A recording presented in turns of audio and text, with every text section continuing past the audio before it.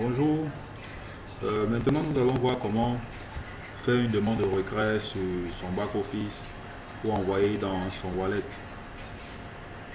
Comme vous pouvez le constater, dans ce compte, il y a 80,5 $ qui vont être retirés.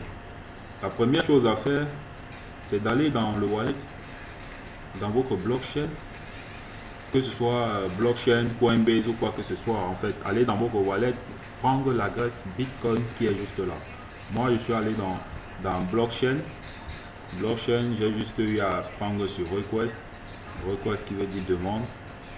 Et dans demande, vous voyez, on me demande en quelle monnaie je demande. En Bitcoin. Et là, je clique juste sur copier. Je pense que là, ça ne sert à rien puisque là, c'est la quantité de Bitcoin que j'ai actuellement. Donc, quand je copie, je reviens maintenant dans mon back-office. Je m'en vais dans My Account. Je sélectionne et je prends My Profile. C'est maintenant dans My Profile que je vais pouvoir apporter les modifications à mon compte pour pouvoir changer. Dans My Profile, je viens dans Upgrade. C'est dans Upgrade Profile que tu parles au fond. Tu verras les informations adéquates. Nous sommes là. Voilà Bitcoin Setting. Bitcoin adresse. Je colle l'adresse qui a été donnée. Et je remplis les informations de la banque. Il faudrait noter que pour ceux qui n'ont pas un compte à la banque, il ne faut pas vous déranger. Remplissez d'abord n'importe quoi.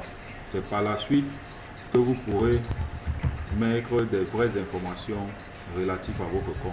Donc pour le moment, vous pouvez d'abord mettre ce que vous voulez et vous cliquez sur Save pour les informations du compte. Vous voyez, ça dit Successful. Et vous refaites la procédure pour changer,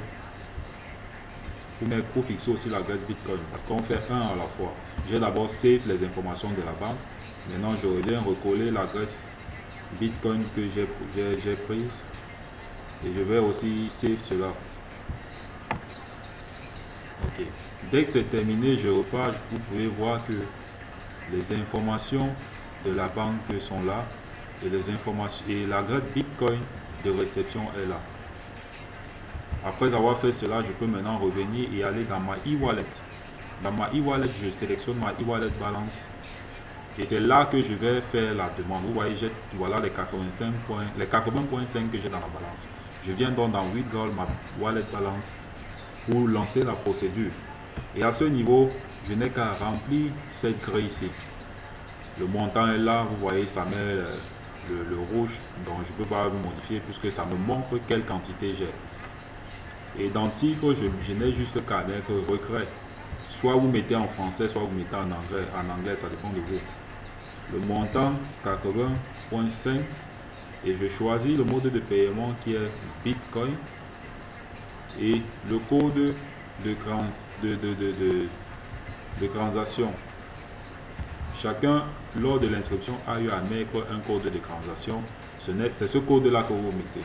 Je mets donc mon code de retrait et je lance le withdrawal. On me demande si je suis sûr et je valide tout simplement. Et dès que vous le faites, vous voyez, il est dit là que your withdrawal request is processing successful. Donc, en revenant sur le back office, vous verrez que la balance est de 0. Donc, la demande a déjà été effectuée. Et je n'ai juste qu'à attendre, ça dépend. Parfois, en fait, généralement, chez moi, ça dure 30 minutes, parfois un peu plus. Donc, attendons juste quand les bitcoins seront déjà en pending et nous pourrons voir ensemble la durée.